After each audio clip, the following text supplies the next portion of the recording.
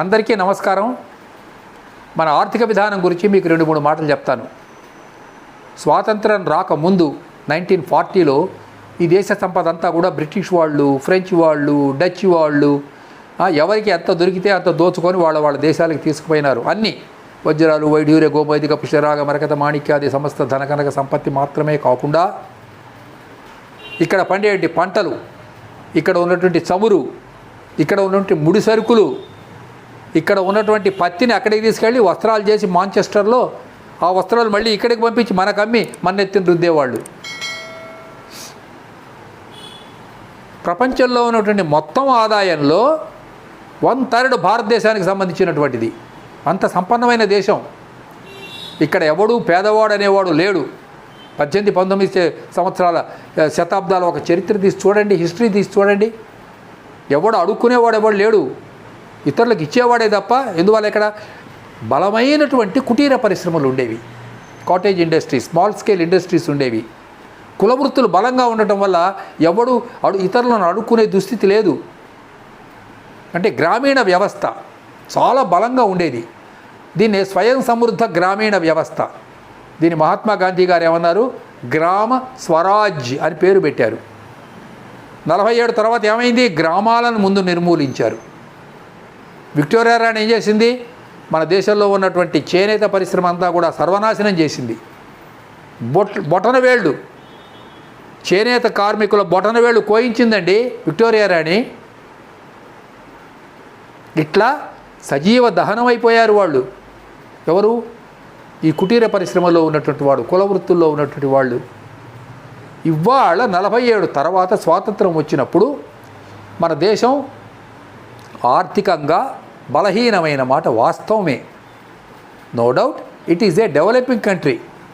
1940లో మనకు స్వాతంత్రం వచ్చినప్పుడు మన జనాభా 40 కోట్లు, ఇవాళ 130 కోట్లు. ఈ 130 కోట్లు ఎలా పెరిగారో తెలుసునా అండి?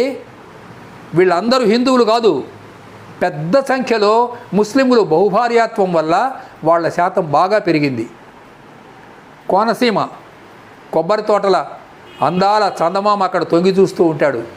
అక్కడ 1947 అంటే స్వాతంత్రం వచ్చిన నాటికి క్రిస్టియన్స్ యొక్క శాతం పర్సంటేజ్ 0.5. ఇవాళ అంటే 2022 అక్కడ ఉన్నటువంటి శాతం, క్రైస్తవుల యొక్క శాతం కోనసీమ అంటే ఉభయ గోదావరి జిల్లాల్లో 22%. అక్కడ ఉన్న బ్రాహ్మణులందరూ వెళ్ళిపోయారు, లేరు. మోడేకుర్రు, ఆత్రేయపురం, అమలాపురం ఆ ప్రాంతాలలో పూర్వం ఎక్కడెక్కడైతే శంకరగుప్తం, ఎక్కడెక్కడైతే పూర్వం వేద పాఠశాలలు అవి ఉండేవో అవన్నీ నశించిపోయినాయి. వాళ్ళంతా రాజమండ్రిలో కూడా అందరూ క్రిస్టియన్స్గా కన్వర్ట్ అయిపోయారు. ఈ విధంగా ఈ దేశం యొక్క ఆర్థిక పరిస్థితి, మత పరిస్థితి ఈ 75 ఏళ్లుగా ప్రణాళికాబద్ధంగా నెహ్రూ గారు, ఇందిరాగాంధీ, రాజీవ్ గాంధీ, తర్వాత ఇప్పుడు యాంటోనియో మైనో వీళ్ళందరూ ప్రణాళికాబద్ధంగా ఈ దేశం యొక్క ఆర్థిక, సాంస్కృతిక, సామాజిక, మత పరిస్థితులను విధ్వంసం చేశారు. హిందూ అనే మాట వినపడకుండా తుడిచిపెట్టారు. ఇది కఠోర సత్యం. కాబట్టి ప్రస్తుతం ఇది డెవలపింగ్ కంట్రీయే, కాదనడానికి వీల్లేదు. ఒక చిన్న విషయం చెప్పి ఈ వీడియో నేను ముగిస్తాను. నేను ఇక్కడ మా ఇంటి దగ్గరే కూరగాయల మార్కెట్కి వెళ్ళి ఆ పిల్లవాడు ఉన్నాడు, అక్కడ అమ్ముకుంటున్నాడు బండి మీద. ములక్కాడలు ఇస్తావా అన్న. ఇస్తాను సార్ అన్నాడు. ఎంత అన్న అంటే 10 రూపాయలకు ఒక ములక్కాడండి అన్నాడు. అరే 10 రూపాయలకు ఒక ములక్కాడేంటయ్యా, మరి రూపాయికి 10 ఇచ్చేవాళ్ళు కదా అన్న. అది మీరు నేను పుట్టకముందు సార్ అన్నాడు. రూపాయికి 10 ఇచ్చేవారంటే అవును సార్, అది నేను పుట్టకముందు సార్, అది ఇవాళ 10, ఇంకా 2 రోజులు ఉంటే 20 రూపాయలు ములక్కాడు అన్నాడు. అంటే rupee is losing it's value, devaluation అయిపోయింది. ఆర్థికంగా భారతదేశంలో ద్రవ్యోల్బణం పెరిగింది. ఇందుకు కారణం ఈ ప్రాంతీయమైనటువంటి పార్టీలు ఉన్నాయి చూడండి.